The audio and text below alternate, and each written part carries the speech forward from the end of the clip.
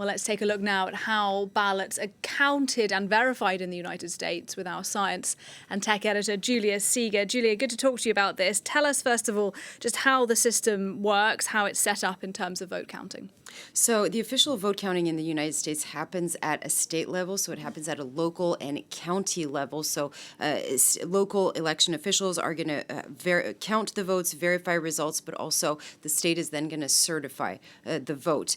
So all of that happens also according to the state, according to its own process and timelines. So there's not one federal agency that's in charge of doing the math, if you will. There are 3 federal agencies that are here to provide guidance on how to conduct free and fair elections. So, of course, you have the FEC that we often talk about, but they're more involved in regulating campaign finances. You have the Election Assistance Commission, and you have CISA in charge of everything having to do with system integrity. But all of these are as a support to the states, but everything happens at a state level. So they're going to count the votes, they're then going to declare a winner, and then it triggers an automatic process at the Electoral College level, because as you know, the presidential elections in the United States, it's not a direct ballot, it's an indirect ballot. So Americans are going to choose on the ballot either Trump or Harris, but in reality, they're actually voting for electors that represent their favorite candidate.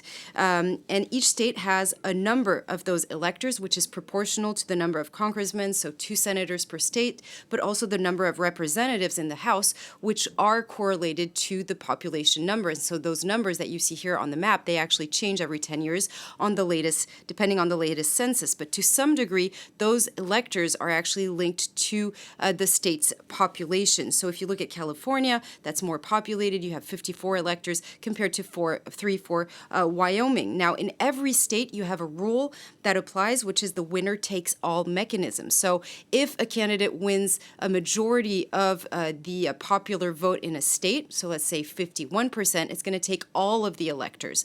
And of course, that creates issues because that means that if he wins, for instance, 51% of the vote, 49% of people are going to feel unrepresented. Now, that is true. That mechanism is true in almost all states except Nebraska and Maine, and then they tend to distribute their electors proportionally.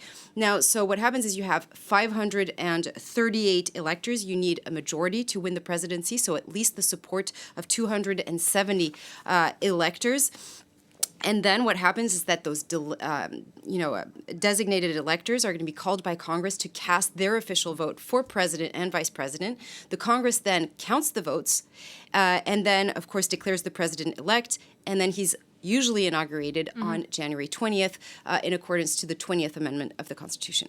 Now, this system, Julia, was put in place by the founding fathers of the United States to provide a sense of proportionality. But as you've alluded to, it's come under quite a bit of criticism. That's right. It's actually a very interesting story, and it has to be put back in its historical context. Founding fathers wanted to have a safeguard and a nascent democracy, but they always wanted to protect also smaller rural states, like I was talking about earlier, Wyoming, for instance, to make sure that they wouldn't be ignored during presidential elections while still giving somewhat of a proportionality having to do with the state's population size. Now, it's tightly knit with the history of the United States. It's tightly knit with slavery, for instance. Northern states were more populated than the South, but the South had a very important slave population that couldn't vote, but that was still counted inside the population and hence represented in Congress and also by extension in the Electoral College. The North complained, and then they finally had an agreement. It's called the 3/5 Compromise, where they negotiated to be able to count each slave as 3/5 of a person.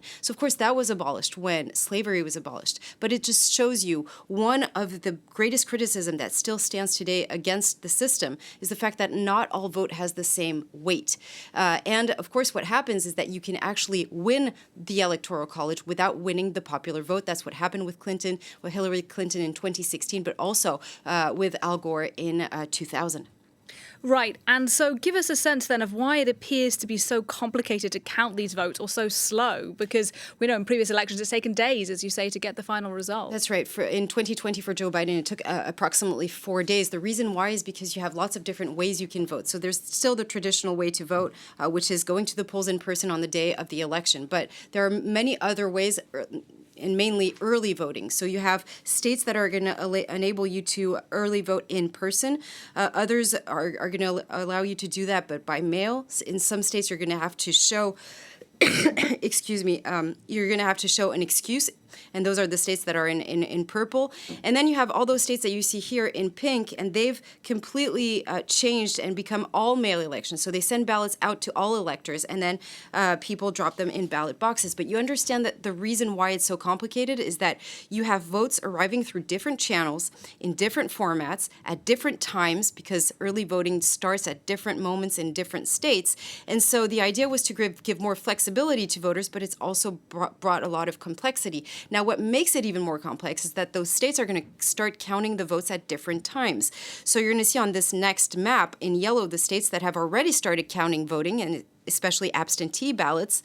And then you have in green those who will start counting today on November 5th, and those who will still be counting as of tomorrow, because they're going to take into consideration all the mail-in ballots that are postmarked by Election Day. To that, you have to add the fact that it's a huge territory, so there's a time difference between the East Coast and the West Coast, and there are also potential recounts.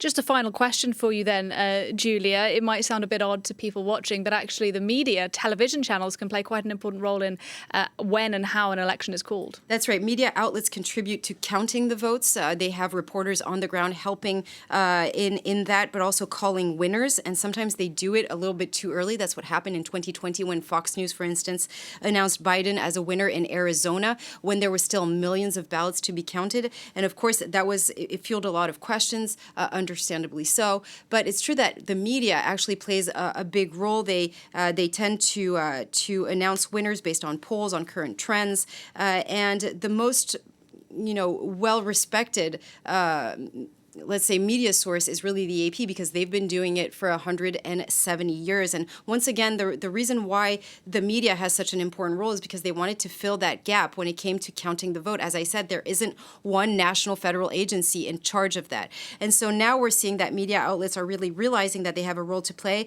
to not call the vote too early, to make sure that they do it respectfully, because it can indeed hurt in a big way the democratic process.